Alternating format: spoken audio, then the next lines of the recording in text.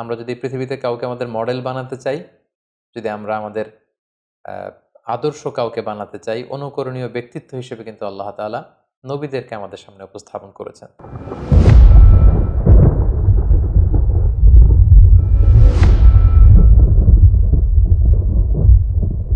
আসসালামু আলাইকুম ওয়া রাহমাতুল্লাহি ওয়া বারাকাতুহু। নাহমাদুহু ওয়া নুসাল্লি আলা রাসূলিহিল কারীম। আম্মা বা'দু ফাআউযু বিল্লাহি মিনাশ শাইতানির রাজীম। বিসমিল্লাহির রহমানির রহিম। প্রিয় দিনী ভাই এবং বোনেরা, প্রফিট সিরিজের ১৬তম পর্বে আপনাদের সবাইকে স্বাগতম। আজকের পর্বে আমরা সাইয়্যিদুনা যুল কিফিল আলাইহিস সালামের জীবনী থেকে কথা শুনবো ইনশাআল্লাহ। যুল কিফিল আলাইহিস সালাম উনি বনী ইসরাইলের একজন নবী ছিলেন। কোনো ঐতিহাসিকগণ উল্লেখ করে থাকেন যে তিনি সাইয়্যিদুনা আইয়ুব আলাইহিস সালামের সন্তান ছিলেন, যেমনটি আল বিদায়া ওয়ান নেহায়া গ্রন্থে উল্লেখ হয়েছে। তাছাড়াও কোনো ঐতিহাসিক বলেছেন যে তিনি নবী ছিলেন না, বরং তিনি নেককার লোক ছিলেন, একজন সৎ লোক ছিলেন। কিন্তু এই কথাটি গ্রহণযোগ্য কোনো মত নয়। ইবনু কাসির আলাইহি রহমা তিনি তারজি দিয়েছেন বা তিনি উল্লেখ করেছেন যে সাইয়্যিদুনা যুলকিফিল আলাইহিস সালাম উনি মূলত নবীই ছিলেন। কারণ সূরাতুল আম্বিয়াতে নবীদের সাথে করে আল্লাহ তাআলা যুলকিফিল আলাইহিস সালামের নামটি উল্লেখ করেছেন। আল্লাহ তাআলা সাইয়্যিদুনা যুলকিফিল আলাইহিস সালামকে সিরিয়ার দামেস্ক এলাকাতে নবী করে প্রেরণ করেছেন। কালামুল্লাহ মাজিদে অর্থাৎ পবিত্র কুরআন আল কারিমে যে সমস্ত নবীর আলোচনা খুবই সংক্ষিপ্তভাবে উল্লেখ হয়েছে, তন্মধ্য থেকে যুলকিফিল আলাইহিস সালাম অন্যতম। কালামুল্লাহ মাজিদে উনি কোথায় এসেছেন, কোন জাতিগোষ্ঠীর কাছে নবী হয়ে এসেছেন এবং ওনার সাথে ওনার উম্মতদের কি ঘটেছে, ওনাকে আল্লাহ কোনো কিতাব দিয়েছেন কিনা, কোনো মুজিজা দিয়েছেন কিনা, এই ব্যাপারে কিছুই তিনি উল্লেখ করেননি।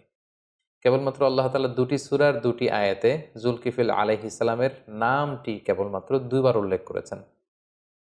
যেমন সূরাতুল আম্বিয়ার ৮৬ নম্বর আয়াতে আল্লাহ তাআলা উল্লেখ করছেন, ওয়া ইসমাঈলা ওয়া ইদরিসা ওয়া যাল কিফিল কুল্লুম মিনাস সাবিরিন, অর্থাৎ ইসমাঈল আলাইহিস সালাম, ইদ্রিস আলাইহিস সালাম আর যুলকিফিল আলাইহিস সালাম, আল্লাহ তাআলা বলছেন তারা প্রত্যেকেই ছিলেন সাবিরিন, অর্থাৎ ধৈর্যশীল।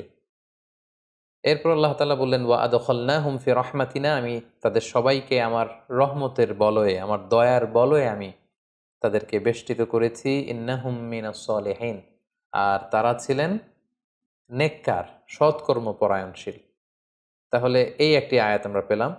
আবার সূরা সদের ৪৮ নম্বর আয়াতে আল্লাহ তাআলা যুলকিফিল আলাইহিস সালামের নামটি আরও একবার উল্লেখ করেছেন। সেখানে আল্লাহ তাআলা বলছেন, ওয়াযকুর ইসমাঈলা ওয়াল ইয়াসা ওয়া যাল কিফিল ওয়া কুল্লুম মিনাল আখিয়ার, অর্থাৎ হে নবী, আপনি আপনার কিতাবে ইসমাঈলের কথা, ইয়াসা একজন নবী ছিলেন তার কথা, এবং যুলকিফিল তাদের কথা আপনি উল্লেখ করুন।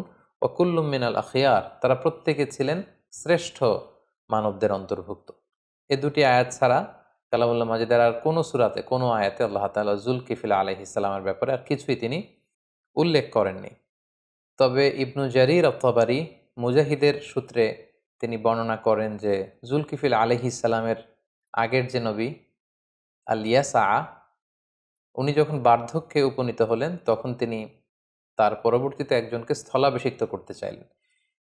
এই উদ্দেশ্যে তিনি তার সব সাথীদেরকে একত্রিত করে তিনি জিজ্ঞেস করলেন যে, আমি তোমাদের মধ্যে ৩টি গুণ বিশিষ্ট একজন লোককে চাইব, অর্থাৎ ৩টি গুণ আমি উল্লেখ করব, যার মধ্যে ৩টি গুণই থাকবে তাকে আমি আমার পরে আমার স্থলাভিষিক্ত হিসেবে নির্ধারণ করব। তিনি বললেন যে, তোমাদের মধ্যে কে আছো যে প্রতিনিয়ত সিয়াম পালন করো, সবসময় সিয়াম পালন করো।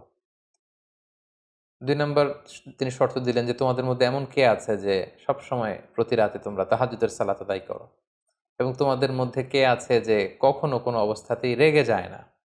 তাহলে ১ নম্বর শর্ত হচ্ছে ইয়াসুমুন নাহার, যে দিনের বেলা রোজা রাখে। ২ নম্বর শর্ত হচ্ছে ইয়াকুমুল লাইল, রাতে কিয়ামুল লাইল করে, তাহাজ্জুদের সালাত পড়ে। ৩ নম্বর শর্ত হচ্ছে ওয়ালা ইয়াগদাব, কখনো রেগে যায় না। এই ৩টি শর্ত যখন তিনি উল্লেখ করলেন, একজন লোক দাঁড়িয়ে গেল তার সাথীদের মধ্যে থেকে, দাঁড়িয়ে ইয়াসা আলাইহিস সালামকে বললেন যে, আমি এমনটা করি, এই ৩টি গুণই আমার মধ্যে আছে। কিন্তু সাইয়েদনা ইয়াসা আলাইহিস সালাম তার কথাতে খুব একটা আস্থা রাখতে পারলেন না। তার পরের দিন সমাবেশে ইয়াসা আলাইহিস সালাম একই কথা বললেন তাদের সাথীদেরকে যে, এই ৩টি গুণ তোমাদের মধ্যে থেকে যার মধ্যে থাকবে আমার পরে সেই হবে আমার স্থলাভিষিক্ত দাওয়াতি কাজে। তিনি আবার উল্লেখ করলেন, কে আছো দিনে রোজা রাখো, রাতে কিয়ামুল লাইল করো এবং কখনো রেগে যাও না। ঠিক সেই মুহূর্তে সাইয়েদনা যুলকিফিল আলাইহিস সালাম দাঁড়িয়ে বললেন, আমি আল্লাহ তাআলার মেহেরবানিতে এই তিনটি কাজই করি।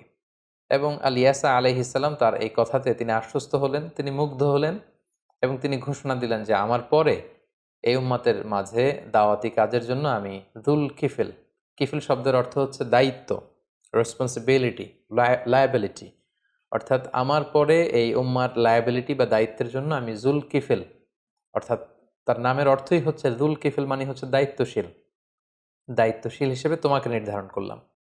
এবং পরবর্তীতে আল্লাহ তাআলা সাইয়েদনা যুলকিফিল আলাইহিস সালামকে নবুয়ত দানে তিনি ধন্য করলেন, তাকে নবী হিসেবে আল্লাহ তাআলা মনোনীত করলেন। এই ঘটনাটি তাফসিরে কুরতুবিতে এবং তাফসিরে ইবনে কাসিরে উল্লেখ রয়েছে। আসলে কোরআনের দুটি আয়াত এবং এই ধরনের ঘটনাগুলো ছাড়া সাইয়েদনা যুলকিফিল আলাইহিস সালামের ব্যাপারে নির্ভরযোগ্য তথ্যসূত্রে সমৃদ্ধ কোনো কথা বা কোনো ঘটনা বা কোনো কিছুই আর খুঁজে পাওয়া যায় না। এবং অনেক ঐতিহাসিকগণ উল্লেখ করেছেন যে ফিলিস্তিনের নাবলুস শহরে যুলকিফিল আলাইহিস সালাম তিনি ইন্তেকাল করেছেন, সেখানে ওনার কবর। আবার কোনো কোনো ঐতিহাসিকগণ বলেছেন যে ইরাকে তাকে দাফন করা হয়। সম্মানিত শুধু এই ছিল সাইয়েদনা যুলকিফিল আলাইহিস সালামের ব্যাপারে কোরআন থেকে প্রাপ্ত কিছু কথা। এ পর্যায়ে আমরা যদি সংক্ষেপে ওনার জীবনী থেকে আমরা কি লেসন নিতে পারি সেটা যদি আমরা উল্লেখ করি, তাহলে প্রথমে আমরা বলবো যে আল্লাহ তাআলা কেবলমাত্র কোরআনের দুটি সূরায় ওনার নামটি কেবল দুবার উল্লেখ করেছেন এবং সেখানে আল্লাহ তাআলা কয়েকজন নবীর সাথে ওনার নাম উল্লেখ করে তিনি বলেছেন তারা প্রত্যেকেই ছিল কুল্লুম মিনাস সাবিরিন, অর্থাৎ তাদের প্রত্যেকেই ধৈর্যশীল ছিলেন।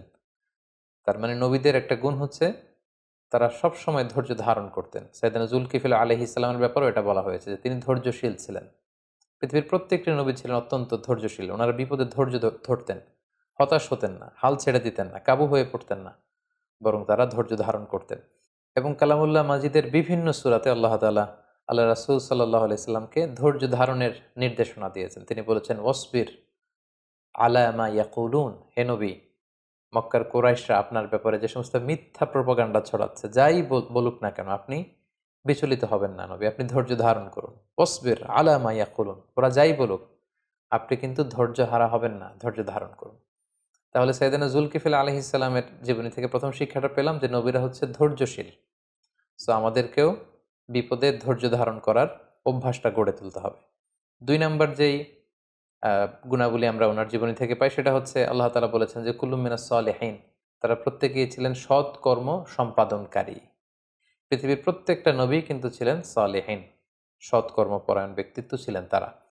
এবং আল্লাহ তাআলা যত জায়গায় মুমিনদেরকে জান্নাত দান করবেন আল্লাহ তাআলা বলেছেন যে তারা জান্নাত পাবে ওয়াল্লাযীনা আমানু ওয়া আমিলুস সলিহাত। ঈমানের সাথে কিন্তু আল্লাহ তাআলা আমালে সালেহকে যুক্ত করেছেন। শুধু আপনি বিশ্বাস আনলেন আল্লাহ তাআলার উপর, কিন্তু এরপরে কোনো নেক কাজ করলেন না, সৎ কাজ করলেন না, কোনো আমলে সালেহ করলেন না, তাহলে কিন্তু সেই ঈমানের কোনো দাম রইল না। এজন্য আমাদেরকে সৎ কর্মপরায়ণশীল হতে হবে। এটাও আমরা সাইয়েদনা যুলকিফিল আলাইহিস সালামের জীবনী থেকে পাই। সবশেষে আল্লাহ তাআলা বলেছেন যে তারা হচ্ছে the best people in the world, the best human being এবং চুজেন পার্সোনালিটি, আল মুস্তাফাইন আল আখিয়ার, কুল্লুম মিনাল আখিয়ার। যে নবীদের কথা তিনি উল্লেখ করেছেন সেখানে যুলকিফিল আলাইহিস সালামের নাম উল্লেখ করে তিনি বলেছেন যে তারা হচ্ছে the best people ever in the world. পৃথিবীতে নবীদের চাইতে শ্রেষ্ঠ মানুষ আর হতে পারে না। এবং তারা হচ্ছেন চুজেন বাই আল্লাহ, আল্লাহ তাআলার বাণী গোটা বিশ্বে ছড়িয়ে দেবার জন্য বাণী বাহকের দায়িত্ব নিয়ে তারা পৃথিবীতে এসেছেন এবং ওনার নামই হচ্ছে দায়িত্বশীল।